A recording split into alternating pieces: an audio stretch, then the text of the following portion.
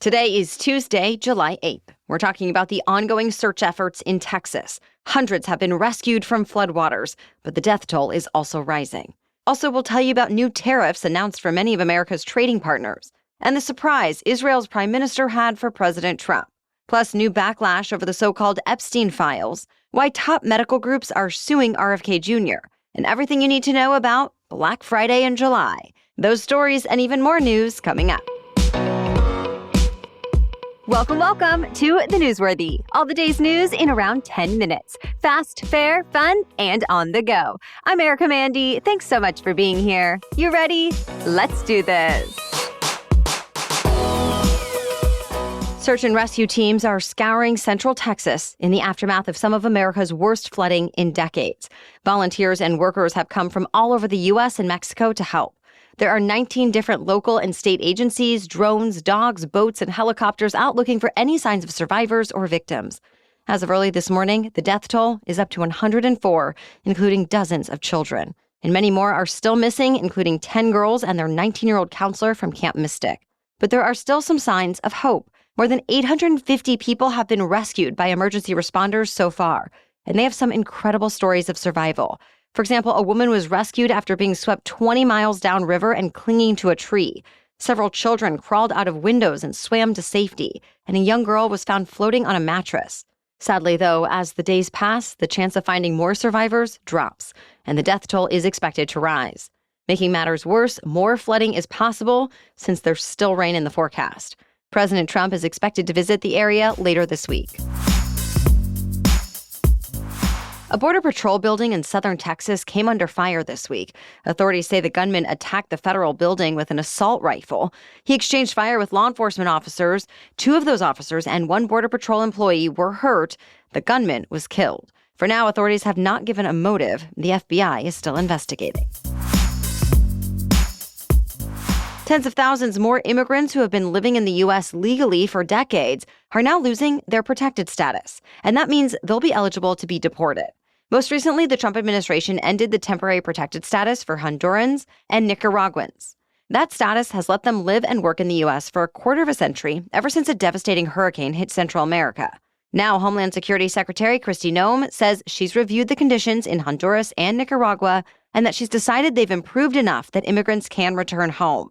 Already, there are lawsuits challenging the decision, but for now, their status will expire in roughly 2 months. The Trump administration has already terminated temporary protected status for hundreds of thousands of Venezuelans, Haitians, Ukrainians, and more.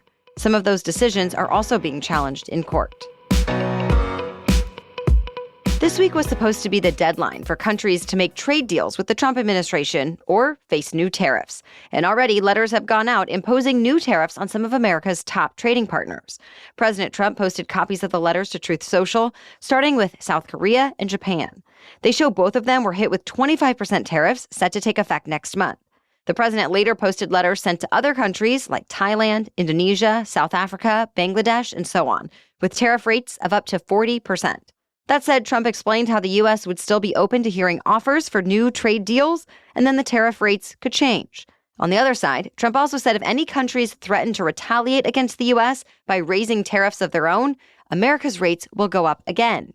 And it might depend on more than just trade. The letters end by saying tariffs can be modified, quote, depending on our relationship with your country. This could impact Americans since some of the countries that got the letters are important exporters of textiles and other cheaply manufactured items. And more letters are expected to go out soon.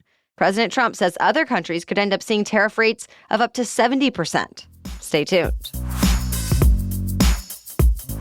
President Trump has once again been nominated for a Nobel Peace Prize. His nominator was Israeli Prime Minister Benjamin Netanyahu, who told Trump about it during a White House visit yesterday.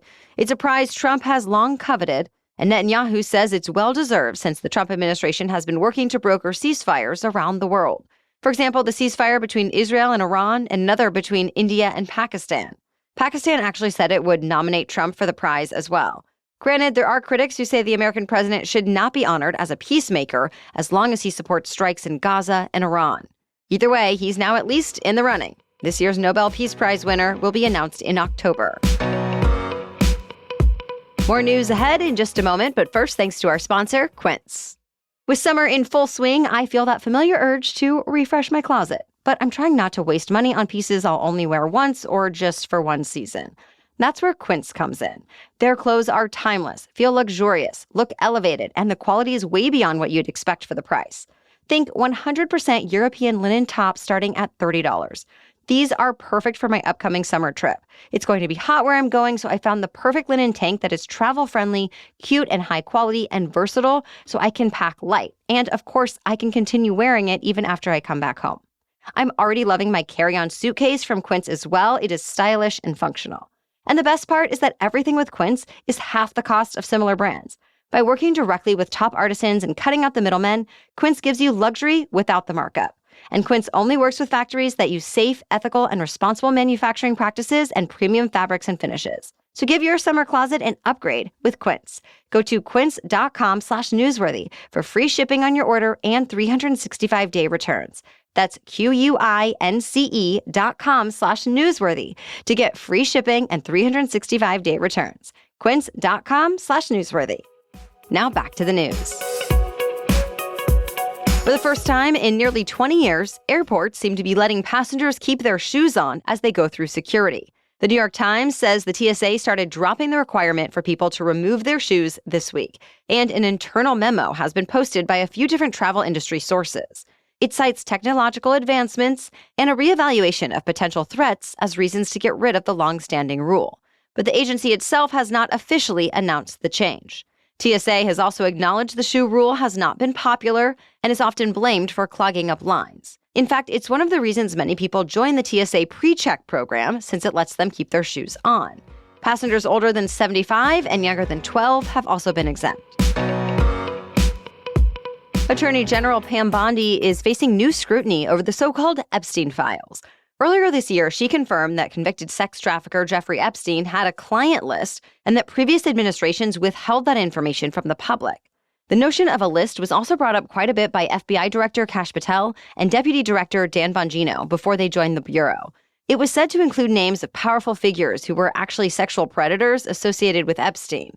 Well, now the Justice Department and FBI say they found no evidence that any client list existed. They also say after a thorough investigation, they found Epstein died by suicide and there was no elaborate cover-up, reaching the same conclusions as previous departments. Some right-wing media personalities are now criticizing the Attorney General, calling her a liar and demanding answers from the Trump administration. And some Democrats in Congress are questioning whether more of the Epstein files are being kept hidden because they could implicate President Trump, who socialized with Epstein decades ago. The White House says there is no truth to that. And the DOJ says it's ready to move past these theories since its priorities include keeping children from being exploited and bringing justice to victims. But that, quote, perpetuating unfounded theories about Epstein serves neither of those ends. So with that, no more information about the case will be released. 6 leading medical groups are now suing Health Secretary Robert F. Kennedy Jr. They include the American Academy of Pediatrics, American Public Health Association, and more. They're upset about Kennedy's directive from May that said the COVID-19 vaccine would no longer be recommended for healthy children and pregnant women.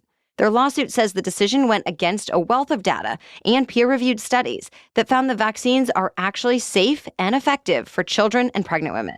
Plus, the suit says the changes were illegal since RFK Jr. bypassed an outside panel of vaccine advisors and later replaced them with his own handpicked members. The medical societies say the changes have made patients question the value of other recommended vaccines, too.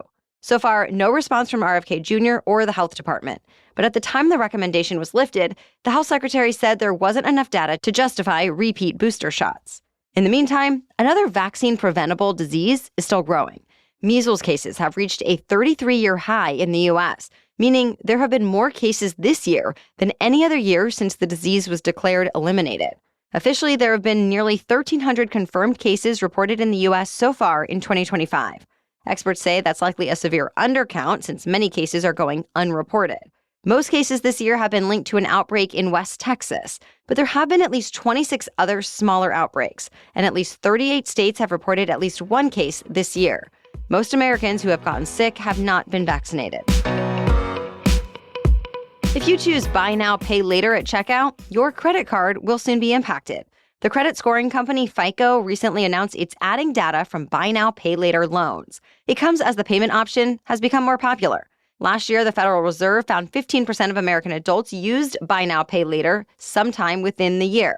So FICO says lenders have been wanting the data to give them a fuller picture of people's finances as they decide whether to offer loans or credit cards and at what rate. The actual effect buy now, pay later will have on someone's credit score, good or bad, will depend on whether they make their payments on time. The Fed says almost a quarter of people using those loans made a late payment last year. The data will officially be incorporated into FICO scores this fall. One of the biggest shopping events of the year has begun. It's Amazon Prime Day, aka Black Friday in July. This year it actually lasts 4 days, making it the longest sale in Prime Day history. And many other stores are running competing sales, no Prime membership required. For example, Walmart, Target, Best Buy, Kohl's, and Costco. And with that, billions of dollars are expected to be spent at Amazon and its competitors. Of course, not all the deals are expected to be good ones, but retail analysts say there is the potential to score some serious savings with many items offered at their lowest prices of the year. Sales will last through the end of this week. That's it for the main news today, so now it's time for Trivia Tuesday, when we ask a different trivia question every week. But first, this episode is sponsored by Wix.com. Whatever you think of AI in general, there are certain ways that it can be a huge time saver. And when you're starting a business, you need all the time you can get. Thanks to Wix.com, you can answer just a few questions and get a beautiful business-ready website in minutes. I'm talking generating unique visuals to an AI agent setting up a marketing campaign for you. Wix puts incredible website creation at your fingertips. Whether you choose the AI site builder or prefer to start from a designer-made template that is fully customizable, Wix allows you to create a website in a way that is easy and fun. When I first started a business, I realized that wanting to spend every minute creating your website was just procrastination from doing what you really should be focused on. Yes, having a website is super important. You need one. But Wix lets you do it in a way that won't waste your time and energy, and it'll still have everything you need in a beautiful design. Ready to create your own website? Go to Wix.com. That's Wix.com to start building your website today. Thanks to Wix for sponsoring our show. Okay, now back to Trivia Tuesday. And today's trivia question is, how old was the oldest person to ever live? Listen again next Tuesday for the answer and explanation. As for last week's trivia question, what is the most visited tourist attraction in the U.S.? The answer is Times Square. The New York City destination draws an estimated 50 million visitors every year who want to shop, eat, see a show, or just take in all the sights. But it wasn't always the dazzling attraction it is today. In the late 1800s, it was just a large open space surrounded by apartments. Things changed thanks to electricity, mass transit, and more. And when the New York Times moved in, it was officially named Times Square. Then there was a downturn during the Great Depression and World War II, when only cheap, explicit forms of entertainment survived. But starting in the 1980s, there was an economic transformation. And now it's back to being a beloved tourist destination. Other top attractions for visitors in the U.S. include Central Park, also in New York City, the Las Vegas Strip, Union Station in Los Angeles, and the Mall of America in Minnesota. Thank you so much for joining us to get caught up on the news today. We'll be back tomorrow with the latest to know. Until then, have a great day.